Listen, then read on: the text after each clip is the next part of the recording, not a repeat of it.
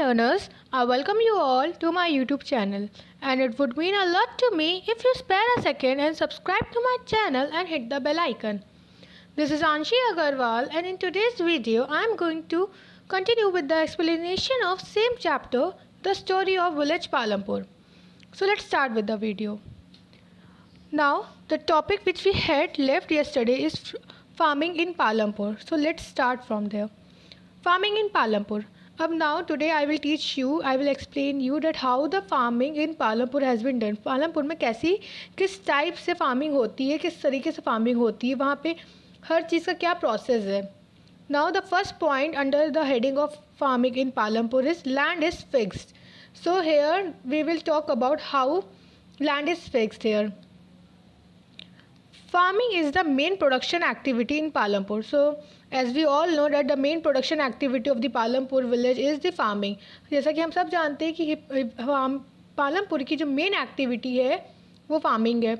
वहाँ पे मोस्टली सभी लोग फार्मिंग पे ही डिपेंड है अपने प्रोडक्शन के लिए, अपनी लिविंग के लिए. 75% of the people who are working are dependent on farming for their livelihood. Can you imagine 75% people लोग वहाँ पे जो हैं वो डिपेंड है सिर्फ फार्मिंग पे. वो लोग फार्मिंग का ही वर्क करते हैं, उसी से अपनी लाइवलीहुड चलाते हैं. दे कुड बी फार्मर्स और फार्म लेबरर्स. वो या तो वो फार्मर्स होते हैं या फिर फार्म लेबरर्स होते हैं. Farm labourers are those persons who work in the fields of another person. जो बिग लैंडलॉर्ड्स होते हैं उनकी फार्म में जो वर्क करते हैं उनको फार्म लेबरर्स बोलते हैं. Okay. The well-being of these people is closely related to the production on farm. So this is a very important line, as it has been said the well-being of these people is closely related to the production on farm. So this can be a question also, that how the well-being of the people in Palampur village is closely related to the production farm. की जो Palampur village में जो लोग रहते हैं, the people who are living in Palampur, उनकी health क्यों इतनी इम्पॉर्टेंट है एक प्रोडक्शन के लिए. जो फार्म में प्रोडक्शन हो रहा है उसके लिए उनकी हेल्थ क्यों इम्पॉर्टेंट हो, उनका वेल बींग, उनका ठीक रहना क्यों इतना इम्पॉर्टेंट. बिकॉज अगर वो लोग वहाँ पे 75% people are engage in farming, और मतलब पूरी 75% जो पीपल फार्मिंग में इंगेज है, अगर मान लो वो लोग सही नहीं होंगे, उनकी हेल्थ सही नहीं होगी, तो प्रोडक्शन कैसे इंक्रीज़ होगा वहाँ का. So to increase the production the well being of the people who are doing works in farm are necessary. So this was the answer for that.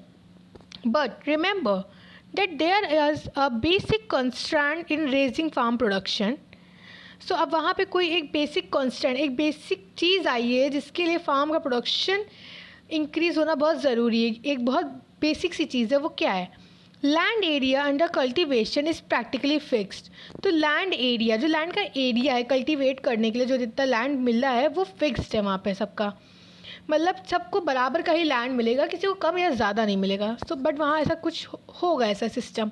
Since 1960 in Palampur there has been no expansion in land area under cultivation. तो since 1960 से जो पालमपुर में land का area है जो cultivate हो रहा है वो फिक्स्ड रहा है, उसमें कोई भी चेंजेस नहीं आए हैं. जितना कल्टीवेट 1916 में होता था जितना लैंड, उतना ही अभी भी हो रहा है. कि मतलब लैंड इंक्रीज़ हुए हो किसी के, कि मतलब कोई चलो फॉर एग्जांपल कोई 1 एकड़ के लैंड पे अगर काम कर रहा है तो वो पर्सन अभी तक 1 एकड़ के ही लैंड पे डिपेंड है 1960 से टिल 2020 तक. तो उसने अपना लैंड का एरिया इंक्रीज़ है कि 1 एकड़ से 2 एकड़ कर लिया, 2 हेक्टेयर कर लिया, या कुछ उसने बढ़ाया हो अपना लैंड का. वो उसे कुछ भी नहीं बढ़ाया. जितना वो 1960 में कर रहा था वही आज 2020 में भी कर रहा है प्रेजेंट डे तक. By then some of the waste lands in the village had been converted into cultivable lands. लेकिन जो कुछ वेस्ट लैंड जो थे उस विलेज में, तो अब बस जो चेंज हुआ वो ये हुआ है जितने वेस्ट लैंड थे उस विलेज में वो कल्टिवेबल लैंड्स में ले लिए गए. Then there exists no further scope to increase farm production by bringing new lands under cultivation. लेकिन उसमें फार्म का प्रोडक्शन इंक्रीज करने कोई न्यू लैंड्स लाएगा प्रोडक्शन में, ऐसा कुछ भी नहीं हुआ है. The standard unit of measuring land is hectare. तो उस लैंड को मेज़र करने की ऐसा यूनिट क्या है? Standard unit is hectare. तो हम लोग कभी भी लैंड को मेज़र करते हैं कितना लैंड है किसके पास से कितना, तो वो हम लोग हेक्टेयर ऐसा यूनिट है, उसी में हम लोग मेज़र करते हैं. तो this can be an important point. Now in this box nothing is much important. So now let's come to the second point. Is there a way one can grow more from the same land? सो अब second point, अभी तक हम लोग land fix से हम लोग ने ये पढ़ा. लैंड फिक्स का मतलब इसमें ये था कि मतलब जो लैंड 1960 जितना जिसके पास था सिर्फ लोग उसी में कल्टिवेट कर रहे थे. कोई भी नया लैंड इंक्रीज़ नहीं हुआ. कोई भी नया लैंड उन लोग ने अपनी कल्टिवेट करने के अपनी उसमें कुछ भी इंक्रीज़ नहीं किया है. बस जो थोड़ी बहुत वेस्ट लैंड्स थी उसमें भी कल्टिवेशन चालू कर दी है, बट कोई नया लैंड लाया, फ्रेश लैंड लाया, ऐसा कुछ भी नहीं हुआ. सो ये था लैंड इज़ फिक्स्ड वहाँ पे. सेकेंड क्या पॉइंट था? Is there a way one can grow more from the same land. तो क्या है उसमें ऐसा कोई वे है, कोई ऐसा तरीका है कि कोई भी एक पर्सन उस सेम लैंड से ज़्यादा ग्रो कर सकता है? तो ऐसा कोई तरीका है. Now let's discuss that. In the kind of crops grown and facilities available. तो जो काइंड ऑफ क्रॉप्स वहाँ पे ग्रोन होते हैं, जो फैसिलिटीज़ वहाँ अवेलेबल हैं पालमपुर में, Palampur would resemble a village of the western part of the state of UP. और तो पालमपुर में रिसेंबल मतलब हम लोगों ने एक सोचा, इमेजिन किया है कि पालमपुर एक विलेज है, वेस्टर्न पार्ट में है और हम लोग के यूपी के स्टेट के वेस्टर्न पार्ट में सिचुएटेड है वो. तो वहाँ पे जो काइंड ऑफ क्रॉप्स वहाँ पे जैसे वेस्टर्न पार्ट्स में जो क्रॉप्स ग्रो होते हैं वेस्टर्न इंडिया वेस्टर्न साइड में, वही वहाँ पे भी ग्रो होते हैं. तो all land is cultivated in Palampur. जितनी भी लैंड है वहाँ कल्टिवेट होती है. No land is left idle. कोई भी लैंड जो कल्टिवेट होती है वो खाली नहीं रहती कि मतलब कोई लैंड कल्टिवेट हो रहा है उसको भी छोड़ दिया जाए, उसमें भी सीड्स ग्रो ना, ऐसा कुछ नहीं. जितनी भी कल्टिवेबल लैंड्स है वो सब में मतलब फार्मिंग होती है प्रॉपर तरीके से, कोई भी लैंड खाली नहीं छोड़ी जाती. During the rainy season kharif farmers grow जौर एंड बाजरा. रेनी सीजन से वहाँ पे जो खरीफ फार्मर्स होते हैं, रेनी सीजन मीन्स खरीफ सीजन्स का जो क्रॉप्स का होता है, खरीफ क्रॉप्स का जो सीज़न होता है उस टाइम वहाँ पे जौर एंड बाजरा को किया जाता है. This plants are use as cattle feed. और जो ये प्लांट्स होते हैं वो कैटल्स होते हैं. Kettles means animals like sheeps, cows and in सबको फेड करवाने में भी यूज़ होते हैं ये सब. It is followed by cultivation of potato between October and December. और अक्टूबर और दिसंबर के टाइम पे वहाँ पे कल्टिवेशन ऑफ पोटैटो स्टार्ट हो जाता है. इन द विंटर सीजन में रबी क्रॉप्स वहाँ पे ग्रोन किए जाते हैं. Fields are sown with wheat. Winter season में वहाँ पे वीट सोन किया जाता है, वीट ग्रो किया जाता है, सो करा जाता है.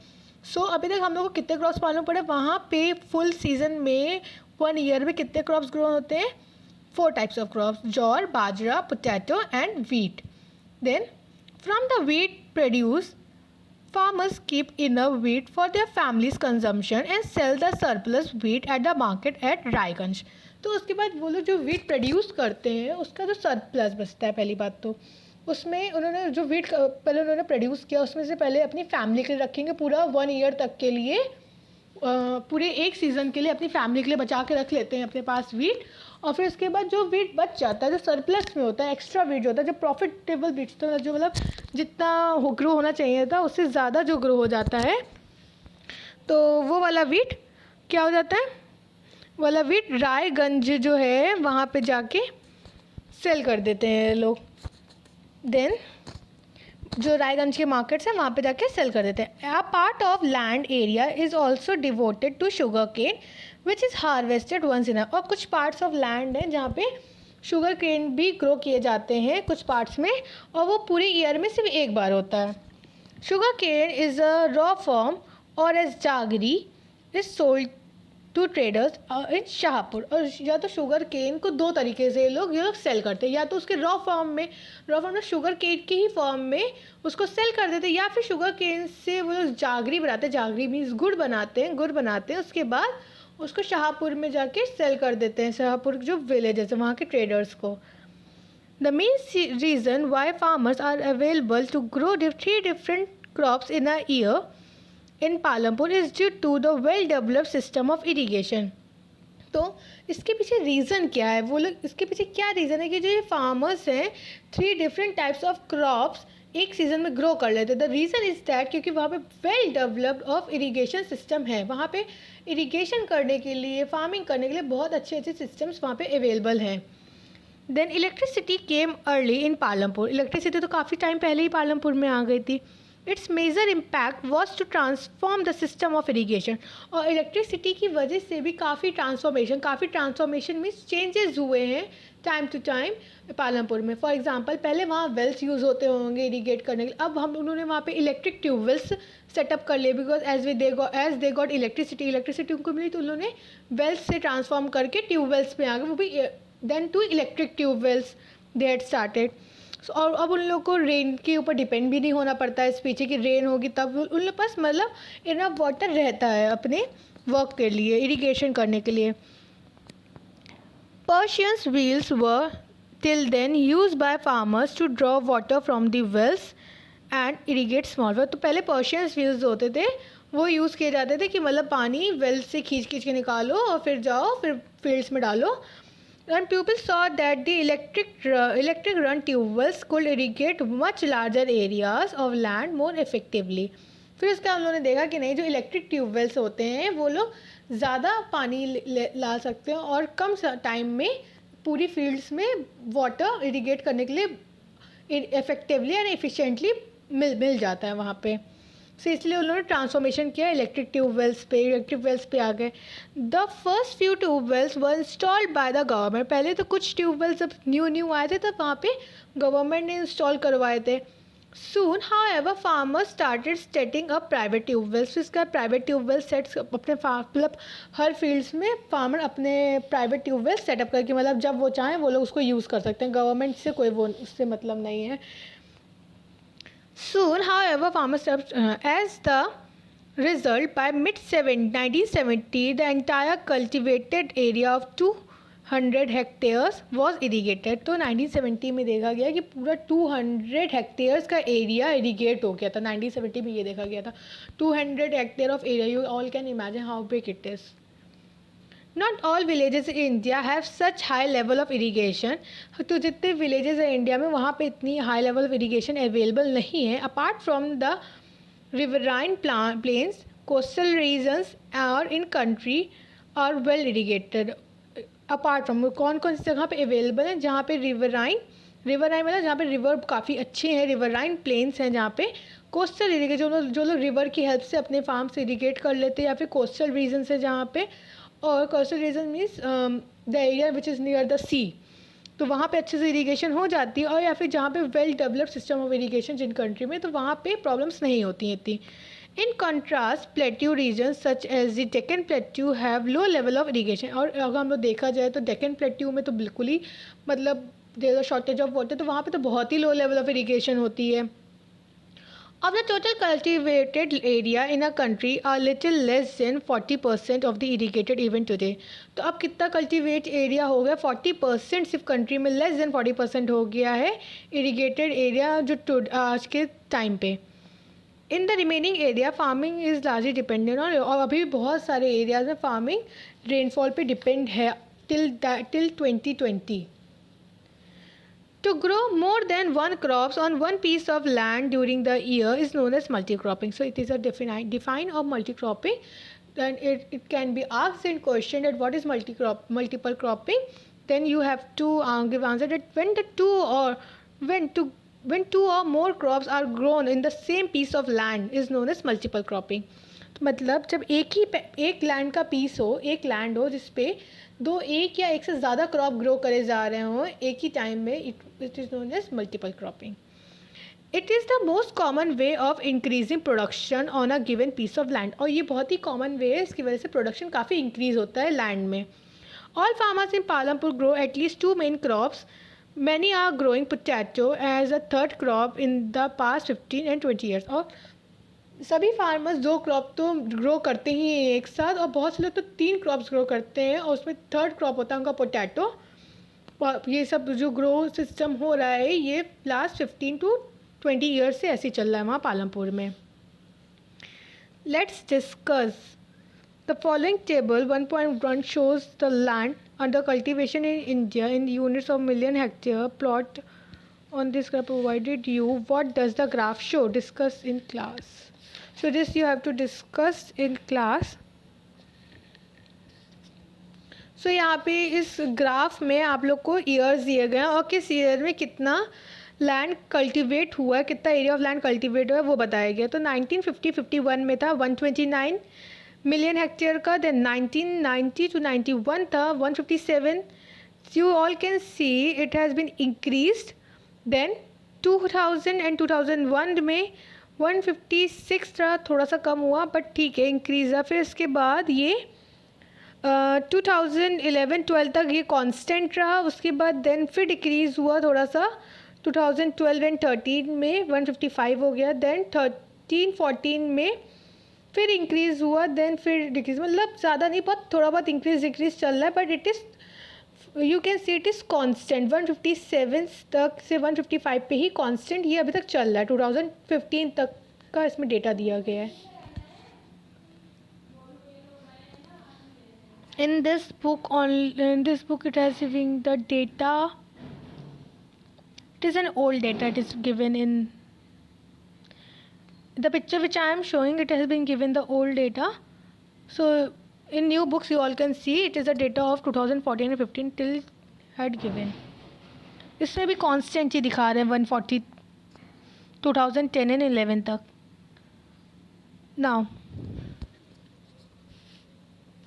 Now for higher yield, you have seen that one way of increasing production from the same land is by multiple cropping and the other way is use modern farming methods। तो आपने एक वे तो देख ही रहे कैसे मल्टीपल क्रॉपिंग की help से हम लोग प्रोडक्शन इंक्रीज़ कर सकते हैं। क्योंकि अगर मल्टीपल क्रॉपिंग हम लोग करते हैं, सबसे पहली बात मल्टीपल क्रॉपिंग के बेनिफिट्स क्या होते हैं। मल्टीपल क्रॉपिंग की हम लोग की फार्मिंग में हम लोग का प्रोडक्शन इंक्रीज़ होता है सबसे ज़्यादा। सेकंड, हम लोग की जो सॉइल होती है उसकी फर्टिलिटी काफ़ी इंक्रीज़ हो जाती है, सॉइल फर्टिलिटी इंक्रीज है सो मच। और देन उसमें क्या होता है, हम लोग उसमें हम लोग कहते हैं सॉइल भी हेल्दी हो जाती है और बाद में हम लोग उसमें कई तरह के क्रॉप्स हम लोग टाइम टू टाइम ग्रो कर सकते हैं। हम लोग को उसको मतलब 1 ईयर तक का टाइम गैप नहीं देना होता है उसमें ज़्यादा। और दूसरी बात ये तो हुई मल्टीपल क्रॉपिंग की वजह से। Then the other way is to use modern farming method is, अब अदर वे क्या है, हम लोग दूसरी तरह से कैसे प्रोडक्शन इंक्रीज़ कर सकते हैं उसी सेम पीस ऑफ लैंड से। कैसे हम लोग अगर मॉडर्न फार्मिंग मेथड्स यूज़ करें, जो फार्मिंग मेथड्स हैं जो आजकल मॉडर्न टाइम्स में चल रहे हैं, अगर हम लोग वो यूज़ करने लगे तो what are they? The modern farming methods for high yield. Yield is measured as the crop produced on a given piece of land during the single season। तो what is yield? Yield को होता है, yield measure किया जाता है एक crop जो produce किया गया है ना गिवन पीस ऑफ लैंड पे ड्यूरिंग अ सिंगल ईयर, उसको बोलते हैं। जो जितना भी क्रॉप एक साल में प्रोड्यूस किया जाता है उसको हम लोग yield बोलते हैं। Till the mid 1960 the seeds use in cultivation were traditional ones. तो हम लोग 1960 तक हम लोग जो भी सीड यूज़ करते थे वो ट्रेडिशनल थे, ट्रेडिशनल वंस थे। ट्रेडिशनल मीन्स ओल्ड टाइम पे जब हम लोग सीड्स यूज़ करते थे वो विथ रिलेटिवली लो यील्ड्स। और वो लोग जो बाद में क्रॉप उनसे प्रोड्यूस होता था वो काफ़ी लो होता था। लो मीन्स बहुत ही कम आता था, प्रोडक्शन में बहुत ज़्यादा नहीं होता था, मतलब बहुत ही कम कल्टिवेट करने के बाद बहुत थोड़ा सा उसका रिजल्ट दिखता था। ट्रेडिशनल सीड से क्या हुआ, ये तो थे traditional seeds needed less irrigation. अब जो ट्रेडिशनल सीड्स आए हैं, ओल्ड सीड्स में तो ये प्रॉब्लम थी, अब ट्रेडिशनल सीड जो आजकल नए सीड्स आए हैं उससे क्या है, नीड्स लेस इरीगेशन। उसमें इरीगेशन करने के लिए भी बहुत लेस चाहिए होता है। And farmers use cow dungs and other natural manures as fertiliser. All these were readily available in the farmers who did not have to buy them. So अब आजकल जो ट्रेडिशनल मेथड आजकल यूज़ हो रहे हैं तो उसमें इरीगेशन का इतना नहीं करना पड़ता। और farmer use cow dungs traditional seeds होते हैं, उसमें लेस इरीगेशन चाहिए होती है और फार्मर्स को cow dung as a natural manure use करना पड़ता है फर्टिलाइज़र के। And all these are readily available with the farmers. और जिसकी वजह से ये सब फार्मर पास तो ऐसे ही अवेलेबल होता है क्योंकि उन लोग ऑफकोर्स सी बात है काउज एंड ये सब होती हैं तो उनको ये सब बाय नहीं करना पड़ता। The green revolution in late 1960 introduce the Indian farmer to cultivation of wheat and rice using high yield variety of seeds. तो अब उसके बाद जब ग्रीन रेवोल्यूशन इंट्रोड्यूस हुआ था 1960 में, उसके बाद इंडियन फार्मर्स में बहुत बड़ा चेंज आया। वही चेंज आया, अब उनको व्हीट और राइस सबसे ज़्यादा प्रोड्यूस करना था और उसके जो सीड्स थे वो HYV सीड्स वो लोग यूज़ करते थे उसको produce. HYV seeds high yield variety of seeds होते थे ये। कंपेयर टू ट्रेडिशनल, अगर इनको हम लोग ट्रेडिशनल सीड जो ओल्ड सीड्स होता है उनसे हम लोग कंपेयर कर देते हैं इन HYV सीड्स को, the HYV seeds promise to produce much greater than amounts of grain on a single piece. तो HYV सीड्स हम लोग को ये प्रॉमिस करते थे कि मतलब प्रॉमिस वो खुद नहीं करते थे, मतलब उनका जिन्होंने HYV सीड्स प्रोड्यूस किए होंगे वो लोग बताते थे कि HYV सीड्स जो ग्रेन प्रोड्यूस करेगा उसी सिंगल पीस ऑफ लैंड है वो ट्रेडिशनल सीड से ज़्यादा होगा और उससे प्रोडक्शन भी ज़्यादा होगा। सो सब लोग ट्रेडिशनल सीड्स को छोड़ के HYV सीड्स पे आने लगे, but as a result the same piece of land would now produce much larger quantity of food grains than possible earlier. तो अब जिन लोग ने ट्रेडिशनल सीड्स बाय करने लगे, HYV सीड्स बाय करने लगे, उनके में तो प्रोडक्शन इंक्रीज हो गया। HYV seeds however need plenty of water and also chemical fertiliser and pest. तो जो ये HYV सीड्स होते थे इनको बहुत थोड़ा ही पानी चाहिए होता था ग्रो करने के लिए, बट इनको केमिकल फर्टिलाइजर्स एंड पेस्टिसाइड्स की ज़रूरत होती थी to produce the best result produce करने के लिए HYV सीड्स को केमिकल फर्टिलाइजर और पेस्टिसाइड्स की ज़रूरत पड़ती है। केमिकल फर्टिलाइजर और पेस्टिसाइड्स क्यों यूज़ करते हैं? ताकि जो इंसेक्ट्स या प्रे हो वो हम लोग के सीड्स को ख़राब ना कर दें, हम लोग के जो ग्रेन्स हैं उनको ख़राब ना कर दें। Higher yields were possibly only from a combination of HYV seeds, irrigation, chemical fertilizer, etc. etc. Then HYV seeds का जो ग्रेन प्रोडक्शन होगा वो तभी पॉसिबल हो पाएगा जब हम लोग केमिकल फर्टिलाइजर्स पेस्टिसाइड ये सब यूज़ करेंगे, तभी वो पॉसिबल हो सकता है HYV सीड्स का प्रोडक्शन, वरना ऐसे इतना पॉसिबल नहीं हो पाएगा। Farmers of Punjab, Haryana and western UP were the first to try out the modern farming methods in India. और पूरे इंडिया में सबसे पहले कहाँ के लोगों ने मॉडर्न फार्मिंग मेथड्स को अप्लाई किया था? फार्मर्स ऑफ पंजाब, हरियाणा और वेस्टर्न यूपी के साइड में सबसे पहले मॉडर्न फार्मिंग मेथड अप्लाई हो चुका था।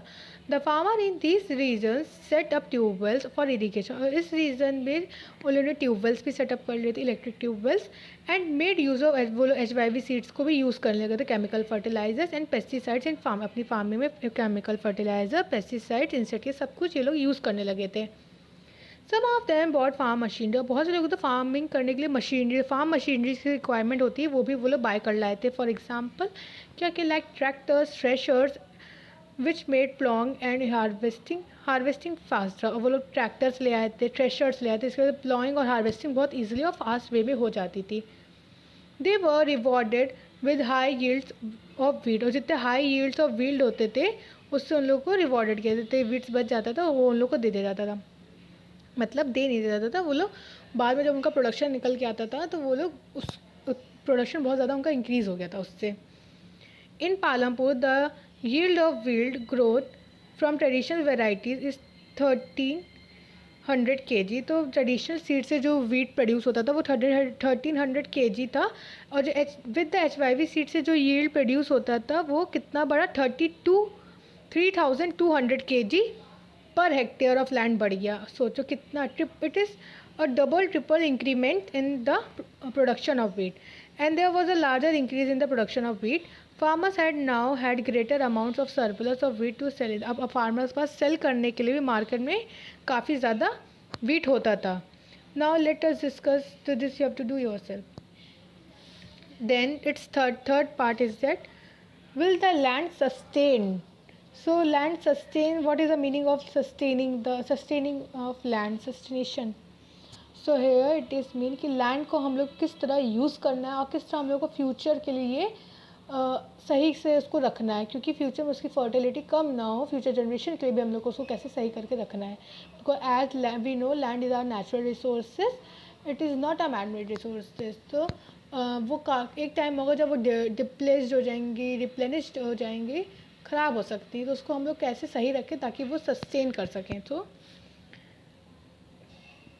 Land being a natural resources it is necessary to be carefully in its use. तो हम लोग जानते हैं जैसे लैंड एक नेचुरल रिसोर्स है, तो हम लोग को ये भी बताना चाहिए कि हम लोग को उसका यूज़ केयरफुली करना चाहिए। Scientific reports indicate that modern farming methods have overused the natural resources base। तो scientific reports के अकॉर्डिंग ये पता चला है कि जो मॉडर्न फार्मिंग मेथड्स से जो लैंड है वो ओवर यूज हो चुका है बहुत ज़्यादा, क्योंकि ऑफकोर्स ये बात है हम लोग उस पर इतने सारे केमिकल्स मिक्स कर रहे हैं, हम लोग उस पर HYV सीड्स प्रोडक्शन के हम लोग उससे फर्टिलिटी ज़्यादा ले रहे हैं एक टाइम पे, सो उसकी वजह से लैंड तो सस्टेन होगा, मतलब लैंड तो ओवर यूज़ होगा, वो ख़राब होगा, बिकॉज ये तो एक natural resources he. In many areas green revolution associated with the loss of soil fertility, बहुत से एरिया में इस ग्रीन रेवोल्यूशन के कारण जो सॉइल फर्टिलिटी थी वो लॉस हो गई due to increase in the use of chemical fertilizer. क्योंकि क्यों हुआ सॉइल फर्टिलिटी लॉस? क्योंकि केमिकल फर्टिलाइजर्स का यूज़ ज़्यादा होने लगा। Also the continuous use of ground water for tubewell irrigation has led to the depletion of water table, और water table भी डिक्रीज होने लगी क्योंकि सब लोग इलेक्ट्रिक ट्यूबवेल से वाटर यूज़ करने लगे, तो उसकी वजह से जो ग्राउंड वाटर था वो भी कम होने लगा। Environmental resources like soil fertility and groundwater built up over years, और जो soil fertility होता है वो बताया गया है, और जो ग्राउंड वाटर होता है वो सब बिल्ट अप बहुत बहुत टाइम लगता है उसको बिल्ट होने में, उसको सही होने में। So once destroyed is very difficult to restore. अगर एक बार वो चीज़ डिस्ट्रॉय हो जाए कोई चीज़, उसको नेचुरल रिसोर्सेज को फिर से रिस्टोर करना बहुत ही ज़्यादा डिफ़िकल्ट होता है। So we must take care of environment to ensure future development of agriculture. तो हम लोग को इसलिए इन्वायरमेंट का हम लोग को ध्यान देना चाहिए ताकि हम लोग फ्यूचर में उसका डेवलपमेंट हो सके, और फ्यूचर के जो लोग हों वो लोग भी उस लैंड को यूज़ कर सके अपने लिए। Then suggested activity, the purple column we have to read. Chemical fertilizer provide minerals which dissolve in water and are immediately available to plants. तो जो केमिकल फर्टिलाइज़र का इसमें बताया गया है पूरा क्या होता है, केमिकल फर्टिलाइज़र में कुछ प्रोवाइडेड मिनरल्स होते हैं जो तुरंत ही वाटर में डिज़ोल्व हो जाते हैं and immediately available to plant, और तुरंत ही डिज़ोल्व होकर प्लांट्स पे जाके प्लांट्स को अवेलेबल, प्लांट्स को जो केमिकल्स से जो ग्रो होने के लिए जो चीज़ चाहिए होती है वो तुरंत ही उनको अवेलेबल हो जाती हैं। But this may not be retained in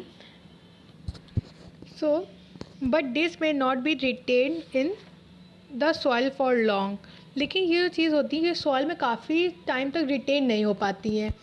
so they may escape from soil and pollute ground water, इसलिए वो मतलब सॉइल में काफ़ी टाइम तक रह नहीं पाती है, तो फिर धीरे धीरे चीज़ें जाके नीचे ग्राउंड वाटर में जाके मिक्स हो जाती हैं ये सारे केमिकल, उसकी वजह से ग्राउंड वाटर होता है, जो ग्राउंड के नीचे का पानी होता है वो पल्यूट हो जाता है, वो ख़राब हो जाता है, क्योंकि ऑफकोर्स ये बात है किसी चीज़ में केमिकल्स मिलेंगे तो वो ख़राब हो जाएंगे, ग्राउंड वाटर या रिवर्स में या लेक्स में जाके वो मिक्सअप हो जाते हैं, तो वो चीज़ें उसमें भी केमिकल्स का वो होने लगता है।